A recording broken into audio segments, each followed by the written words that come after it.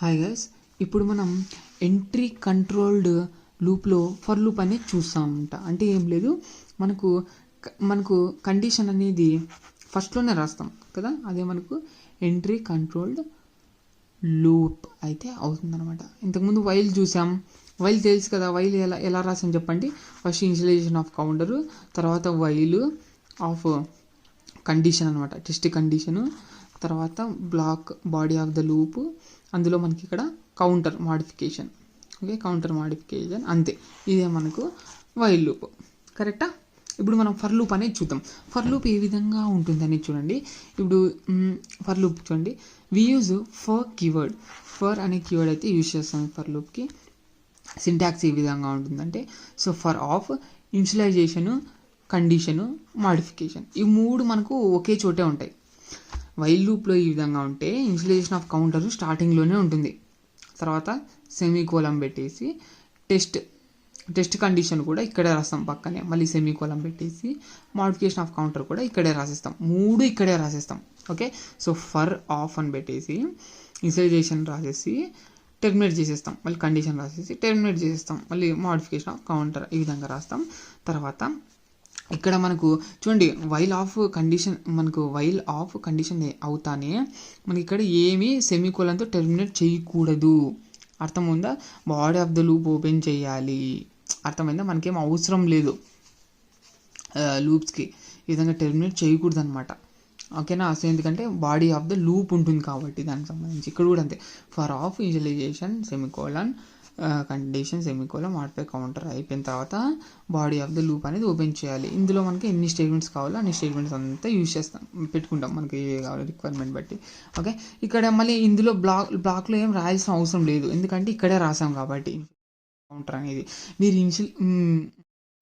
Modification of counter అనేది. Okay, so modification of counter అనేది ఇక్కడే రాయాల్సిన అవసరం ఏం లేదు, ఇన్సైడ్ ద బ్లాక్ ఏం రాయాల్సిన అవసరం లేదు. మాడిఫై ఆఫ్ కౌంటర్ అనేది ఓకే ఎక్కడైనా రాయొచ్చు. ఓకే, ఇక్కడ రాయొచ్చు, ఇందులో కూడా రాసుకోవచ్చు. లోపల రాసుకుంటేనేమో రాసుకోండి, మీరు ఇక్కడ ఖాళీ వదిలేసేయండి ఊరికనే, అంతే. అర్థమైందా? సో కండిషన్ ఇక్కడ రాయండి, ఇనిషియలైజేషన్ కూడా ఇక్కడ రాయండి. అర్థమైంది కదా? ఈ విధంగా అయితే ఉంటుంది. అర్థమైంది కదా? ఇది మీరు ఇనిషియలైజేషన్ లేకపోయినా ఏం కాదు. Okay, modify of the counter మీరు ఇందులో చేసుకోండి, ఇనిషియలైజేషన్ అనేది ముందుగానే చేయండి, అలా అయితే ఖాళీ వదిలేసేయండి, అంతే, ఏం లేదు. ఇక్కడ వైల్కి ఫర్కి ఏమిటంటే డిఫరెన్స్, ఇక్కడ పక్కనే చేస్తాం అన్నీ ఫర్లో. వైల్లో అలా కాదు, ఈ ప్యాటర్న్ అయితే ఫాలో అవ్వాల్సి ఉంటుంది అనమాట. ఇది మనకు లూప్స్ అంటేనే 4 స్టెప్స్ గుర్తుపెట్టుకోవాలి. First one initialization of counter, second one test condition, third one modification of counter. Okay, అది అనమాట. బాడీ ఆఫ్ ద లూప్ కూడా రాయాల్సి ఉంటుంది, అందులోనే కౌంటర్ అనేది రాస్తాం. ఓకే, ఈ విధంగా 4 అనేది very very important. Next statements. ఇప్పుడు చూడండి అంతే. ఇప్పుడు సేమ్ వైల్ ఎలాగో అలాగే ఏమంటే ప్లేసెస్ డిఫరెంట్ అవుతాయి, అంతే. ఇక్కడ చూడండి, print hello 5 times using for loop. ఇప్పుడు ఫర్ లూప్ యూజ్ చేసి 5 times అనేది హెలో అనేది ప్రింట్ చేయండి.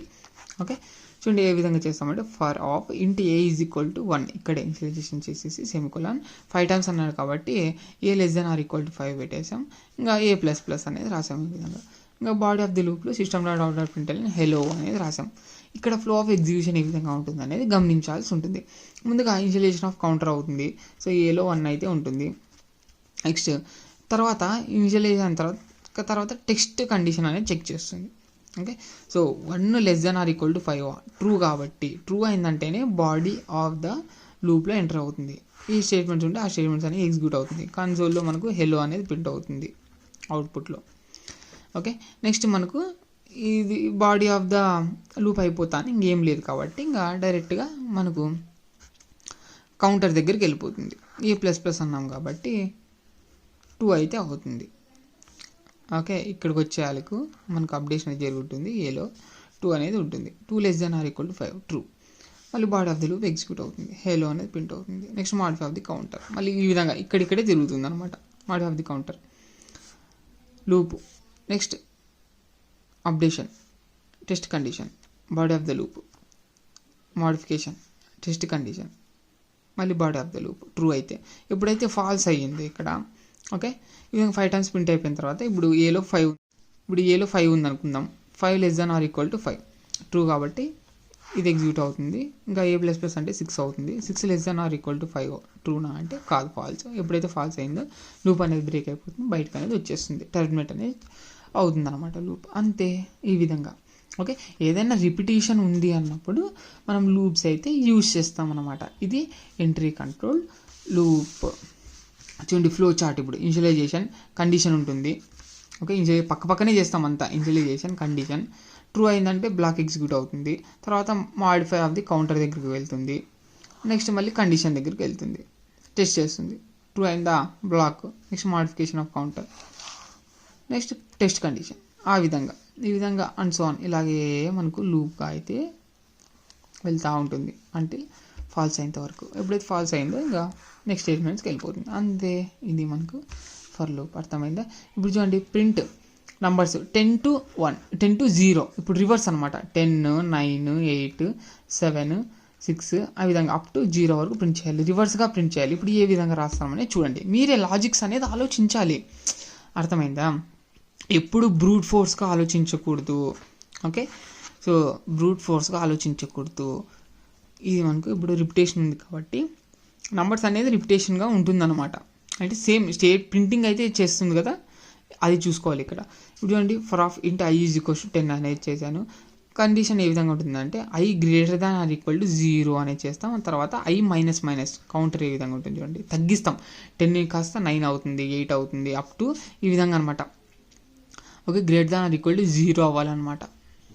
అర్థమైందా? ఆ విధంగా కండిషన్ అనేది చూసుకోవాలి మీరే, ఏ విధంగా రాస్తే ఏ విధంగా వస్తుంది అనేది. ఇప్పుడు మనకు చూడండి బాడీ ఆఫ్ ది లూప్లో ఏం రాస్తారంటే ఐని ప్రింట్ చేస్తాం అంతే. ఐని ప్రింట్ ఇప్పుడు అయ్యే కదా మనకు కౌంటర్ అయితే అయ్యేది. ఓకే, కౌంటర్ అంటే ఎక్కువ అప్డేషన్ బట్టి చేంజ్ అవుతుంది వాల్యూ, కౌంటర్ వాల్యూ అనేది కదా అంతే కదా. ఇప్పుడు మనకు ఐని ప్రింట్ చేసామంటే మనకు నంబర్స్ ఉంటాయి అందులో. ఇప్పుడు 10 ఉంది. ఇప్పుడు ఫ్లో ఆఫ్ ఎగ్జిక్యూషన్ ఏ విధంగా ఉంటుంది, ఐలో 10 అయితే ఉంది. 10 greater than or equal to 0 true అయిపోయింది కాబట్టి ఇది body of the loop execute అవుతుంది. తర్వాత ఐ ప్రింట్ చేయమన్నాం కాబట్టి 10 అనేది ప్రింట్ అవుతుంది. నెక్స్ట్ ఇక్కడికి వెళ్తుంది. i మైనస్ అంటే 9 అయితే అవుతుంది. 9 greater than or equal to 0 true కాబట్టి body of the loop execute అవుతుంది. 9 అనేది ప్రింట్ అవుతుంది. నెక్స్ట్ మాడిఫై ఆఫ్ ది కౌంటర్కి వెళ్తుంది. 8, 7, 6, 5, 4, 3, 2, 1 వరకు అవుతుంది. 0 అయిపోయింది అనుకోండి. 0 greater than or equal to 0 true print అవుతుంది. అది కూడా మాడిఫై ఆఫ్ ది కౌంటర్. అప్పుడు -1 అనేది వస్తుంది. i మైనస్ అంటే -1 అనేది వస్తుంది. ఇంకా -1 greater than or equal to 0 అంటే 0 కంటే పెద్దదా కాదు కదా, 0 కన్నా ఈక్వల్ ఉందంటే కాదు, చిన్నగా ఉంది. కాబట్టి కండిషన్ అనేది ఫాల్స్ అయిపోతుంది, బ్రేక్ అయితే అయిపోతుంది, టెర్మినేట్ అయిపోతుంది లూప్ అనేది. అంతే, అప్పుడు మనకు అవుట్పుట్ అనేది ఈ విధంగా అయితే రావడం జరుగుతుంది. అంతే.